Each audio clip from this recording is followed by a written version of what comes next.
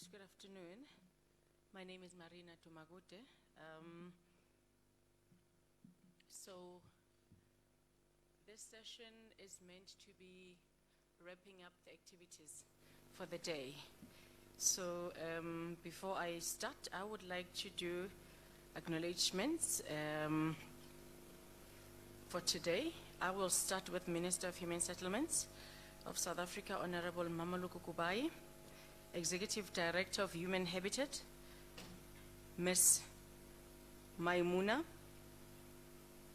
Maud Sharif, Honorable Francis Ansenzo Bayoki, who is the Minister of Works and Housing in Ghana, Honorable Abiga Gania Mario, Minister of State, Uganda, Honorable Mbayu Muabilu, who is the Minister of Urbanism and Housing in the Democratic Republic of Congo, Honorable Dias Gumba, Deputy Minister of Lands in Malawi, Chairperson of Portfolio Committee, Honorable Machwe Nerosina Seminya, Chairperson of the Select Committee, Honorable Tamsanga Dodovu, members of Parliamentary Portfolio Committee, members of the Selected Committee of National Council of Provinces. Then we go to international delegates and representatives from UN Habitat, Cameroon, Cote d'Ivoire, Democratic Republic of Congo, Ghana, Guinea, Kenya, Lesotho, Madagascar, Malawi, Senegal, Uganda. Then we also acknowledge the presence of members of Executive Committee for Human Settlements from Eastern Cape, Ms. Pogazi Mani Lusuti, Gauteng, Mr. Lebogang Maile, Free State, Mr. Mkolisi Tukwana, Northwest, Ms. Lina Micha. And then local government, the Mayor of Freetown, Sierra Leone, Honorable Yvonne Denise Aki Sawyer, Executive Mayor of Johannesburg, Councillor Dada Morero, Executive Mayor of Mangaung, Councillor Mkolisi Sionzana, Deputy Mayor of eThekwini, Councillor GP Mavundla, Member of Mayoral Committee of Tshwane, Councillor Abel Tau, Member of Mayoral Committee of Johannesburg, Councillor Anthea Leach, Member of Mayoral Committee on Human Settlements, Mangaung, Councillor Kevin van der Ross, Member of Mayoral Committee of Human Settlements in Nelson Mandela, Councillor Tukela Zumani, and Acting City Manager of City of Johannesburg, Mr. Brian Maduka. We also would like to recognize our international partners, Chairperson of Cities of Alliance, Professor Tulima Donsela, COO of Habitat for Humanity, Patrick Kanagesimken, apologies for that pronunciation, team from Slum Dwellers International, and representatives of civil society and academia from South Africa. Ladies and gentlemen, good afternoon. So as we are drawing close to the activities for the day, I would like us to reflect basically on what has transpired today. I think we, especially on the road trip that we have taken, we've started at the CSIR, and moving from there, I would like to say we traveled on tarred roads, what we call freeways in South Africa. And I would want to think that most of us who are not from Johannesburg would have been observing the high-rise buildings that we were driving past. The types of structures, very modern, in terms of look and feel, and possibly even the age of those buildings that we saw. And then we drove, and then our first stop was at Rugby Settlement. And I would just want us to internalize the vast contrast that we would have observed as we were then getting into that community. looking at the type of structures that we saw there, looking at the type of services. It is electrified, but the pole structures that were there, looking at the roads that we were traveling on, looking at the dusty roads that we traveled on. So this seminar today is about the Global Action Plan, and it says Accelerating for Transformation, Informal Settlements and Slums by 2030. I think our journey for the day was literally taking us through different places. We've been in modern, very fancy, high infrastructure, very developed, and then you move to a place that needs all of that to be implemented there. And then just less than a kilometer further down the road, then we move into another settlement that is very fresh. But what we are picking up from there is that, yes, in the Rugby informal settlement, which is, I suppose, the reason why we are here, accelerating the development of areas like that to make sure that those areas have got proper infrastructure. They've got proper roads, proper sewer, proper water, proper electricity and everything, even proper structures on top. And then as we went to Fluorhof, we then got to see when government and the private sector partner, we get to create magic. What we saw there is a development that incorporated different people, different income groups, what you call an integrated human settlements, different typologies as well. So for me, what I would want us to take out of this is that as we sit as a community, as entities, as government, as developers, as entities of human settlements, we all have a role to play. And when we do put together our systems, our thoughts, our processes, our finances, we get to create human settlements that are sustainable for those who live in them. So with that said, I just wanted us to reflect on that. But what is even more interesting is that we are ending our day at the Apartheid Museum. Now, what human settlements wants to do as a department is to transform the spatial planning that was started by the apartheid government. As you walked in, maybe, and you link that to the developments that we went and experienced. You walked in, you were classified based on your color. So that was not just that it was just about your color. It translated into where you live, how you lived, where you were educated, and all of those things. This program, if we look at the 10 points, if we look at its purpose, is to try and even address the historical factors that we've experienced as South Africa.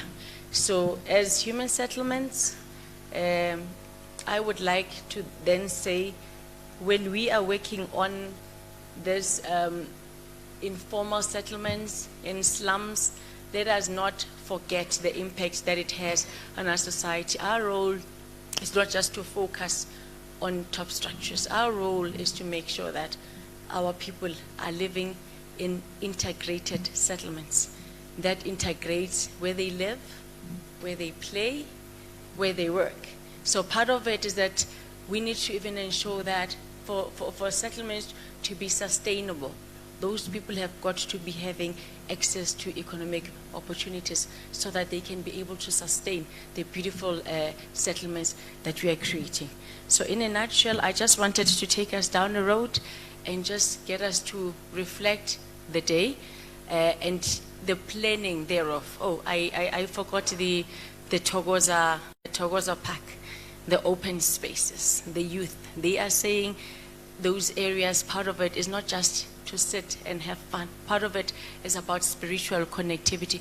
Part of it is for communities to come together for various purposes, by the way. Other people train in those places. Other people relax. Other people have fun. Other people educate themselves in those spaces. So as we even create those human settlements, let us not forget that social amenities are very important, because then that's what makes our settlements very sustainable.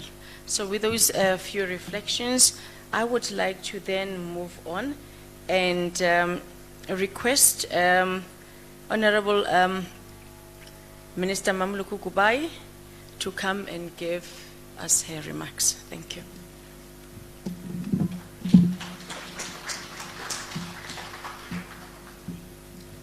Thank you very much, Ms. Marina Dumakute, our Deputy Chair of one of our entities, but also she's one of the entrepreneurs in the country who's running her own business as a woman in construction.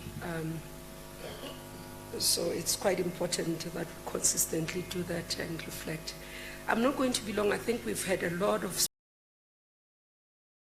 speeches, debates throughout the day. This time is meant actually for networking, but for those who would be able to just make time to visit we didn't do the museum excursion. I think those who are willing to take time to learn, because this is what it tells about the apartheid legacy in South Africa, how we lived, and it tells the story. So part of what it says is that we've got to learn from our past so that we are able to influence and change the future, but we can ensure that we don't repeat the same mistakes. In human settlements, this is part of our story. We're trying to change the past and make sure that the future of our children and for the generations to come is different, it's more inclusive. Actually, we're building better communities and also ensure that they are resilient and they are transformed. And this is our story.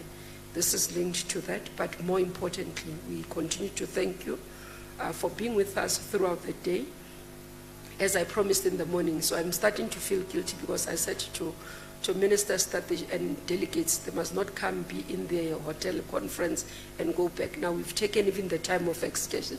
So I hope that we can wrap up quickly so that they can be able to enjoy this beautiful city, enjoy our beautiful province. So with those few remarks, thank you for today. You have already captured what we have been able to do throughout the day, and I think there's no need for me to repeat. Thank you very much.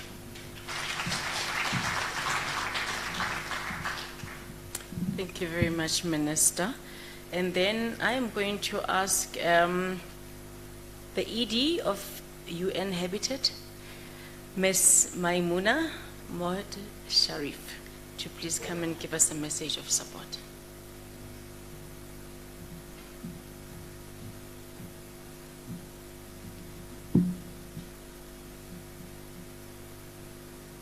Thank you very much, Program Director, Honorable Ministers, Mayors, colleagues, distinguished delegates, ladies and gentlemen.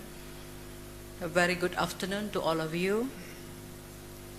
The venue that we are in here and the special occasion that we are here, it is very, very touching to speak in this special venue, the Apartheid Museum.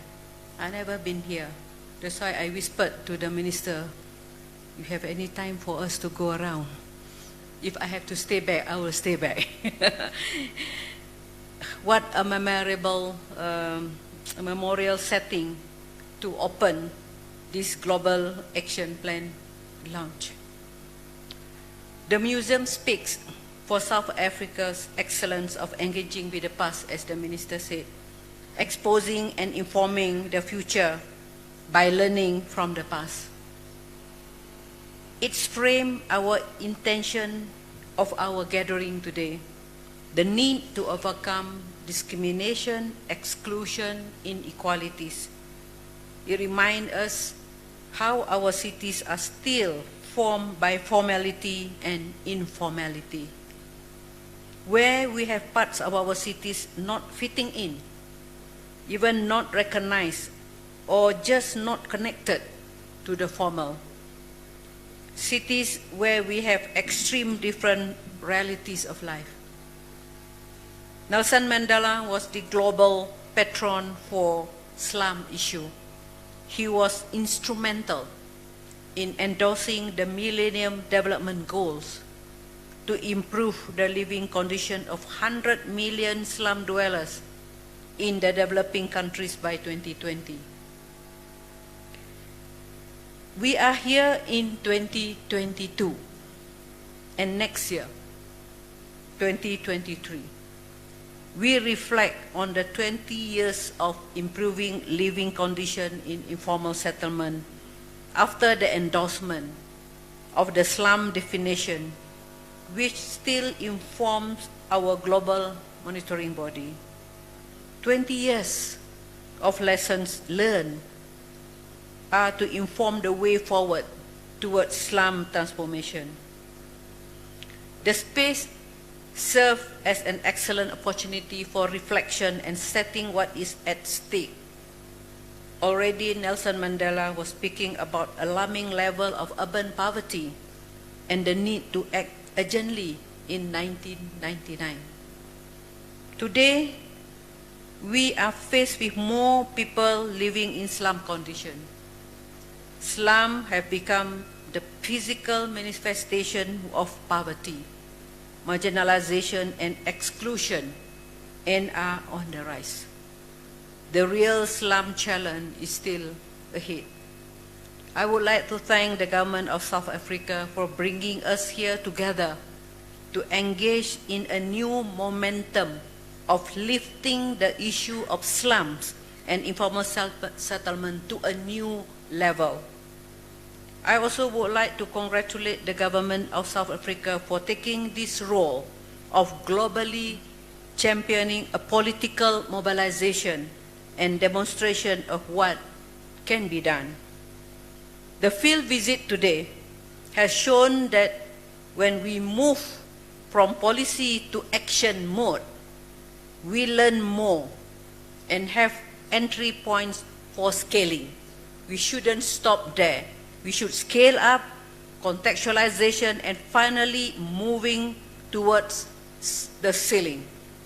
And action inform the next action. The diversity of action taken in South Africa is rich. As mentioned by the program director, the field visit to the rugby club informal settlement and how, to me, that is transformative change from no water, no electricity, no sanitation to an area which is have water supply, electricity supply, and also sanitation. And I was informed by the minister, and you heard it during the visit today, that there will be a road, formal road to be constructed, and even sanitation. That is transformative change. And do we stop there? We want to see also this area maybe to be transformed into the integrated development that we seen after that. You will see the field visit shows the step. And then to the public space, where we need public spaces to integrate people. So this is what I meant is transformative change.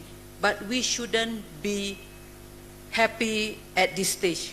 So I call upon the leaders here, all of you are leaders, to scale up, to work together with us in UN Habitat. We have the opportunity, we have the technical, we have the tools.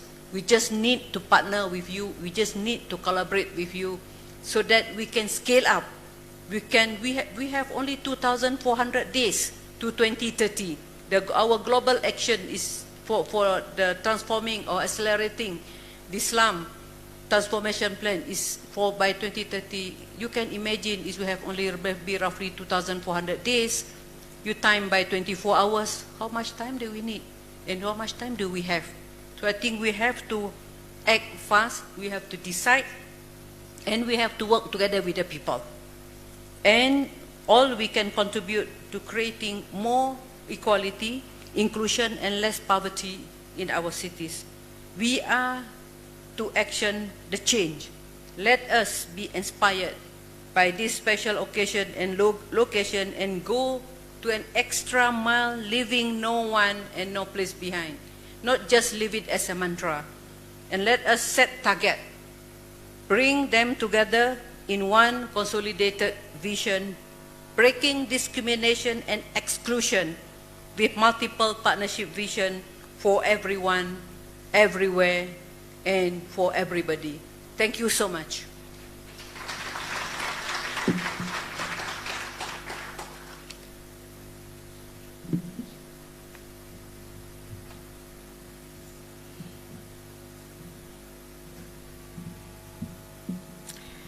Thank you so much, Edie.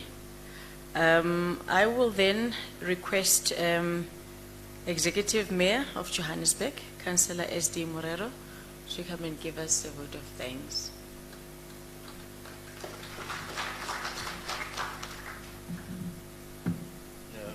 Thank you, Program Director.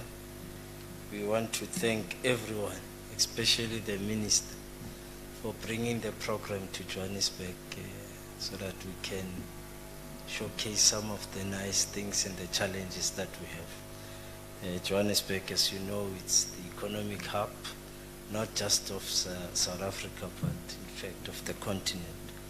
So we want to thank all the ministers from all countries that are here today. Hopefully you'll still have time to enjoy the nightlife in Johannesburg, which we have. It's nice, it's beautiful. You can see you saw the in Soweto. So gentlemen, there's also what we call person-to-person relations, which we encourage as part of our diplomatic policy or foreign policy. Let me also acknowledge the former public protector of South Africa, Professor Advocate Tulima Tansela. She has been with us throughout. Institutions of higher learning, we want to continue to partner with you and provide solutions to challenges that are there, not only in human settlement, in technology, in digital economy, and all sorts of things. So we appreciate your presence for being here today. Councillors from other cities, eThekwini, Nelson Mandela, I think it's Mangaung, and some municipalities in the northwest who are here. We really appreciate we can transform the human settlement space. I normally say at some point we need to rethink about creating a better shack, because it's a reality. So perhaps our thinking should not be around brick and mortar, but creating a shack that will be livable, insulated, so that in summer it's cooler, in winter it's warmer, and it has all other services within it. So probably as we move along, we must start thinking in that direction. I hope I've thanked everybody, especially the director, executive director. We really appreciate. You're a former mayor, you do know the challenges that municipalities and cities do face. So we'll continue to try and resolve some of the challenges that we have. So thank everybody. Enjoy Joburg, especially those who are from outside Johannesburg. There's a beautiful life just after 7. Enjoy it, don't miss out. Thank you very much.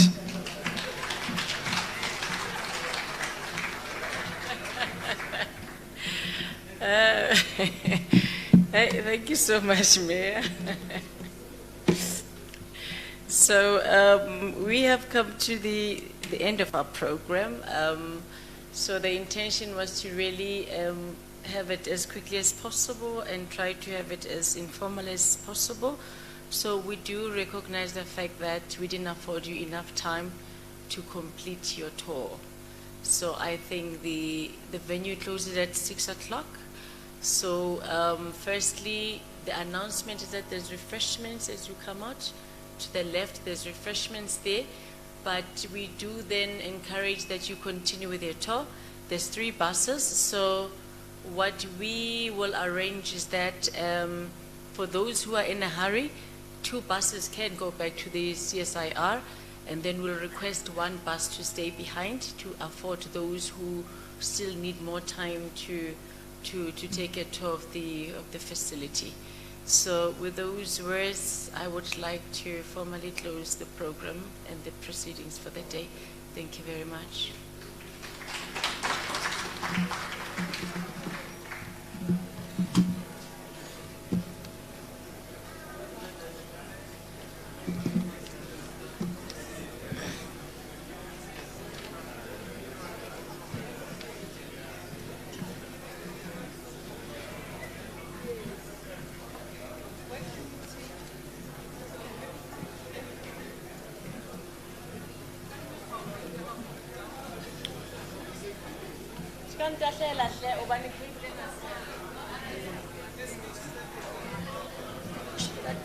Push it that way. No.